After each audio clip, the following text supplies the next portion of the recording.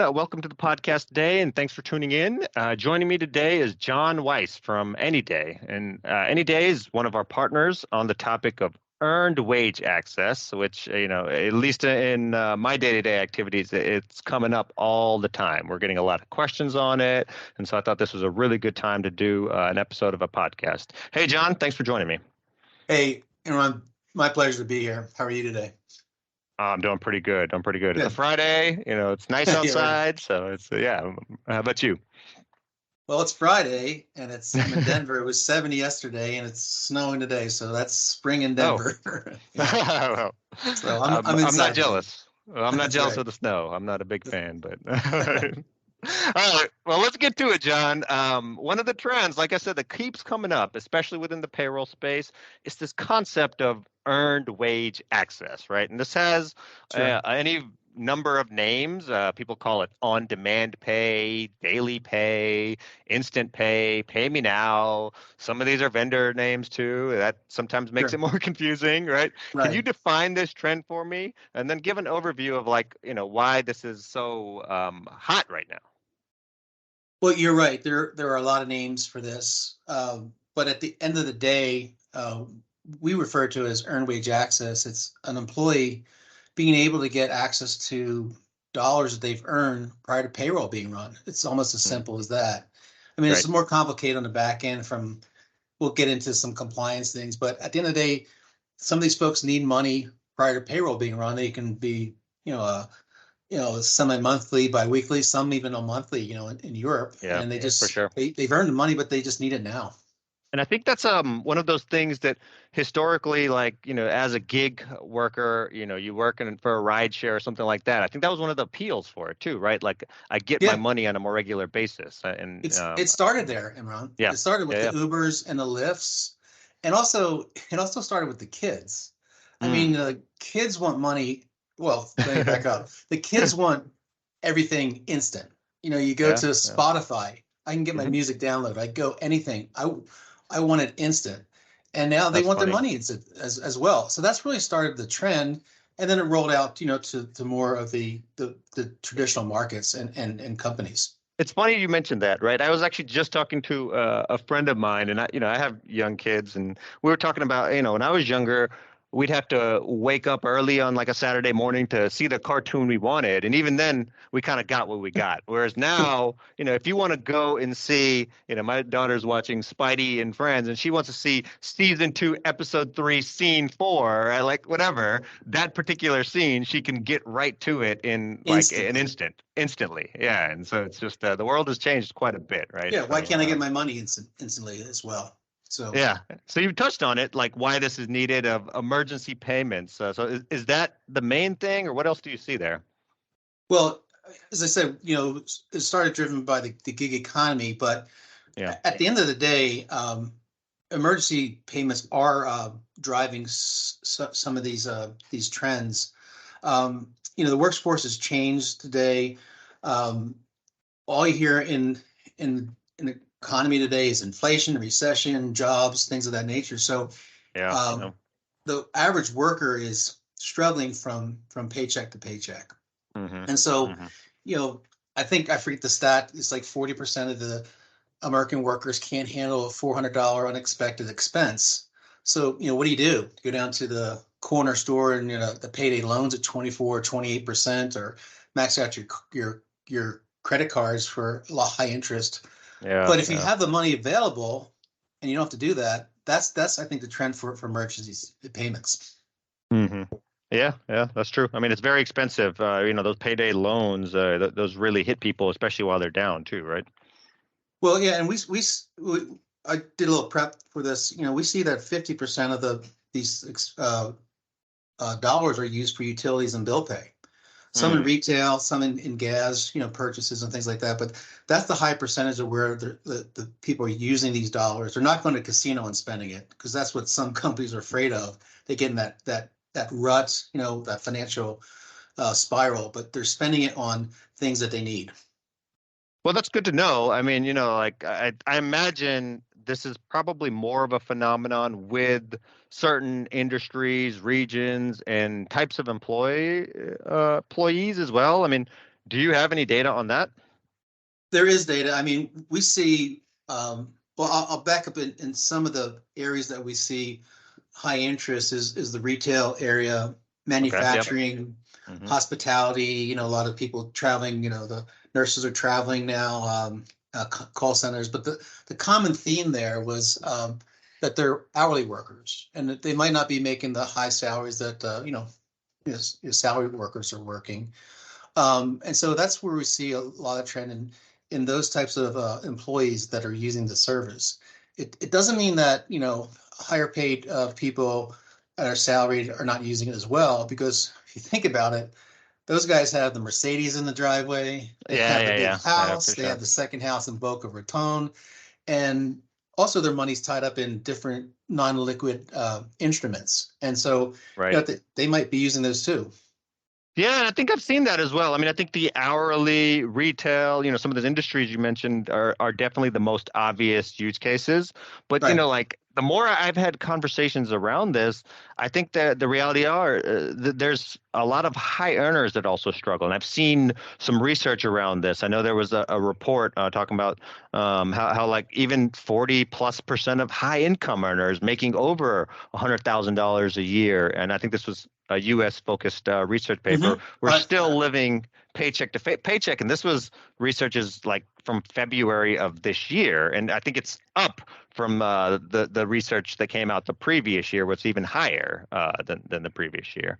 I totally agree. I think, and not that I'm like hugely a high earner, but we actually launched it in our company. So I have a Sure. card, I Yeah. have a solution, and it's funny because I keep my checking account light.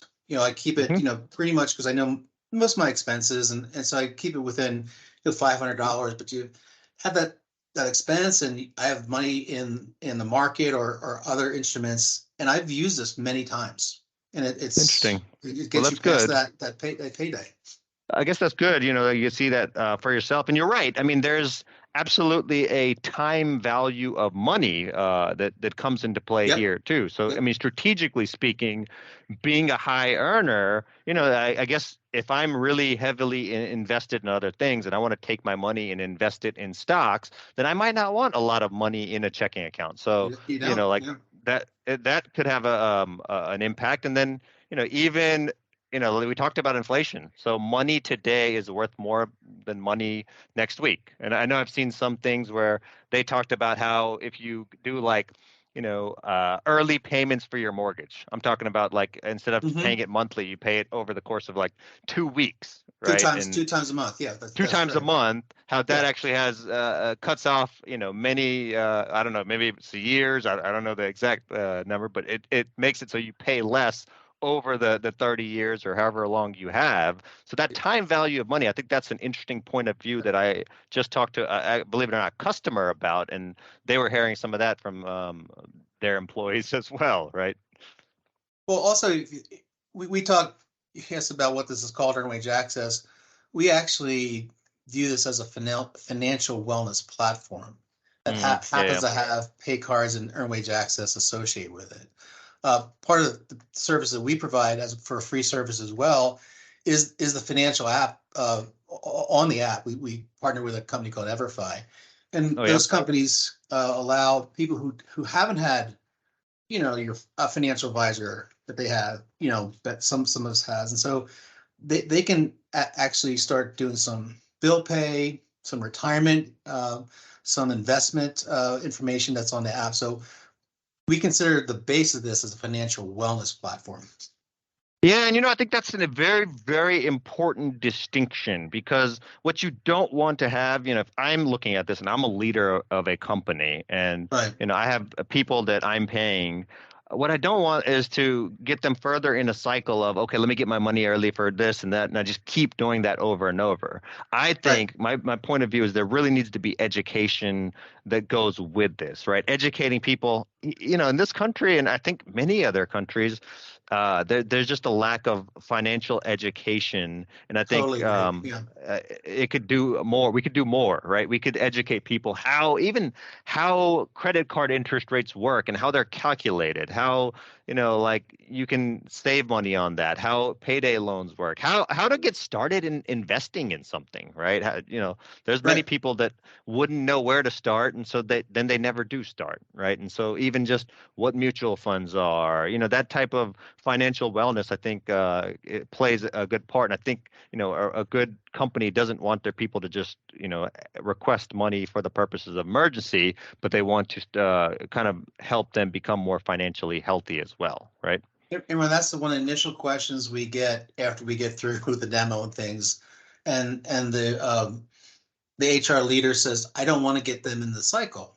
Yeah, yeah, yeah, And I'm sure. so that's what we talk about. It's not just getting dollars faster, it's getting financial wellness. And I always talk about, financial wellness means mental wellness. And that's Of course, and of course. that's what the HR, leaders are all about within their organizations.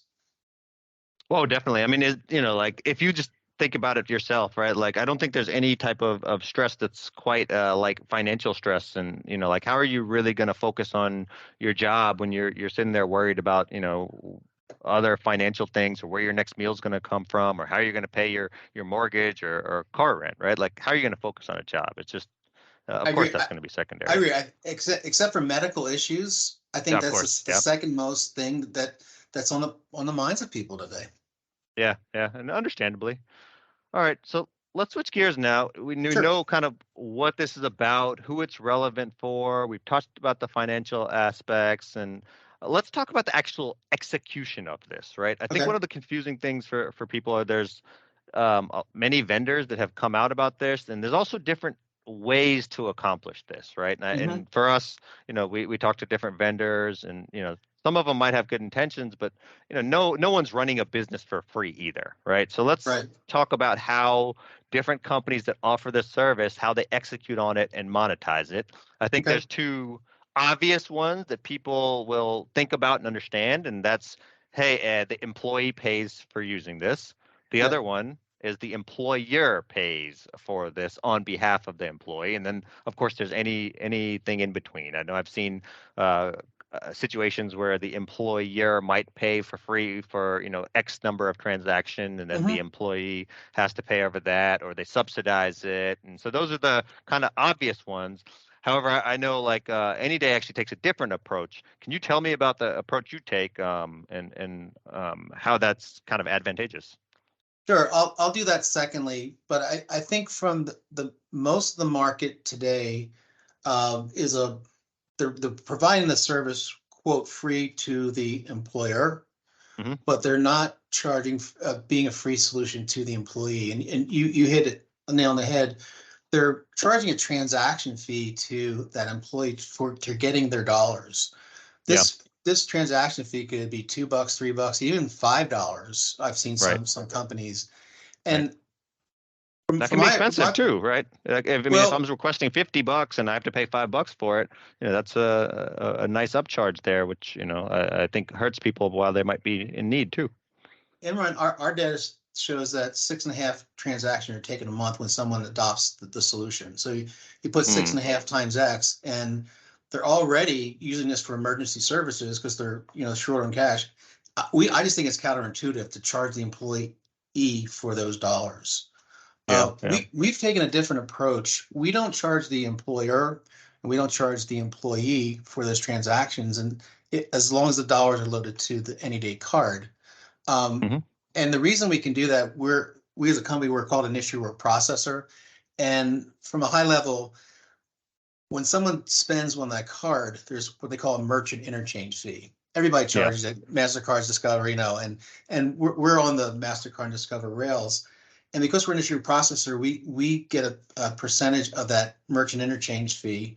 Might be 1% or what have you, but we did that instead of charging the employee. So we think it's a nicer model, a softer model for that employee sure. who needs the dollars. Yeah, yeah. I mean, that makes sense, right? I think that's something that the employee or employer don't have to do, and when they spend their money, that's already going to happen one way or another, right? Whether you're using a credit card or debit card that you Hmm. have. And I think the interesting thing there is, as I talk to a lot of people, a lot of especially younger people, I'm seeing they actually don't even necessarily have bank accounts. So I think that also could be a positive thing for them to be able to get some of their money and put it onto a card directly too. Do you see that as something that's happening more commonly too? We do. It's almost like a neobank type scenario. We with our solution, probably most solutions who have a card, you get an account number and a routing number.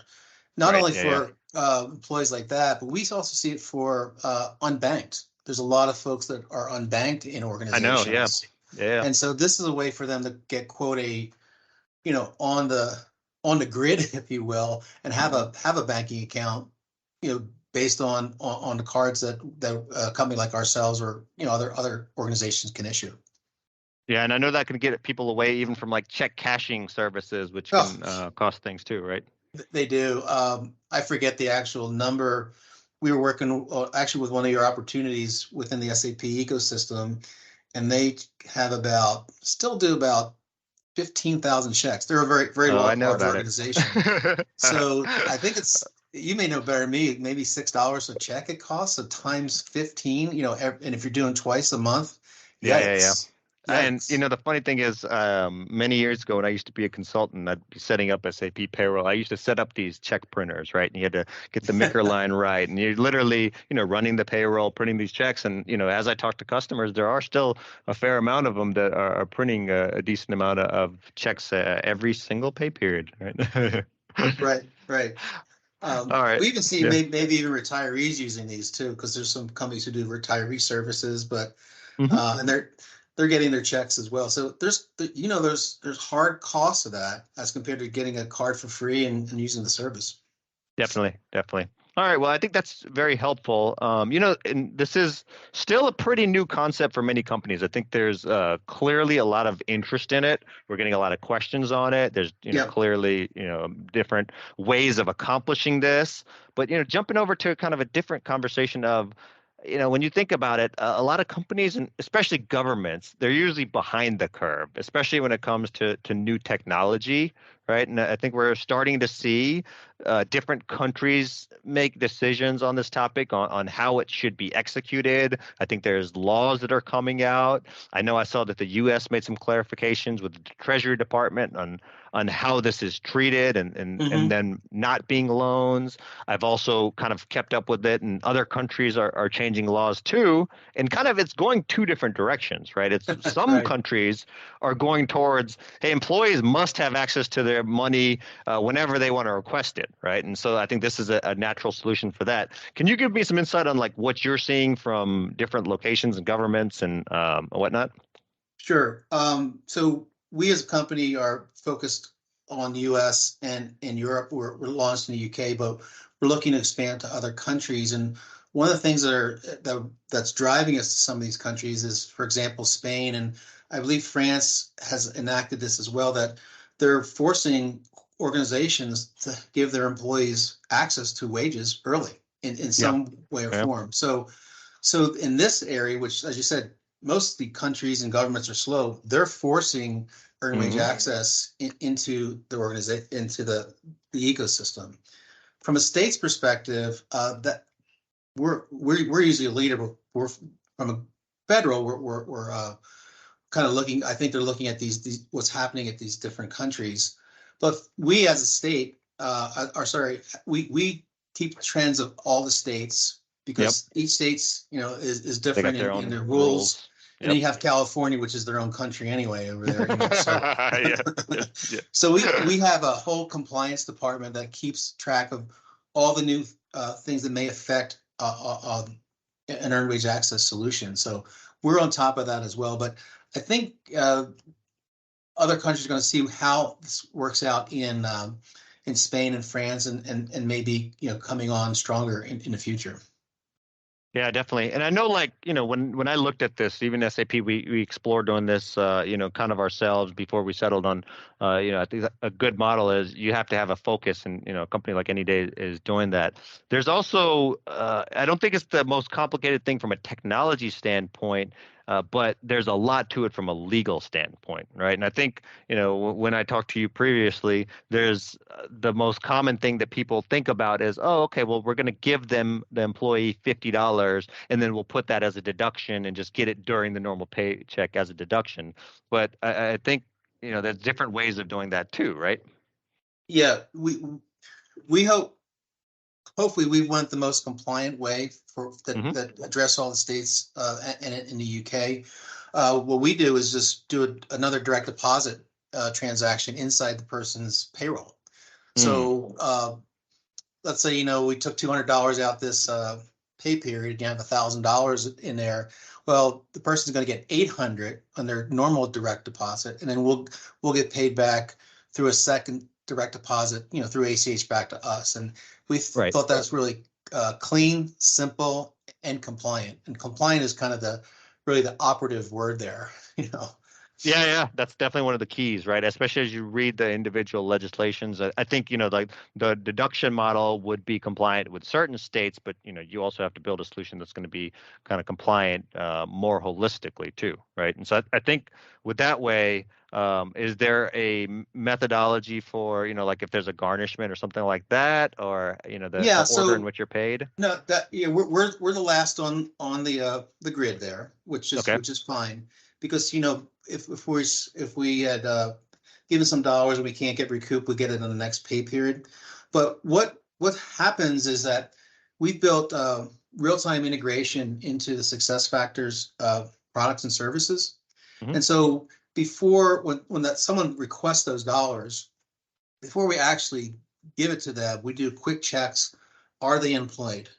Have they had a garnishment lately? Sure. Do I Yeah, have yeah. enough money in there?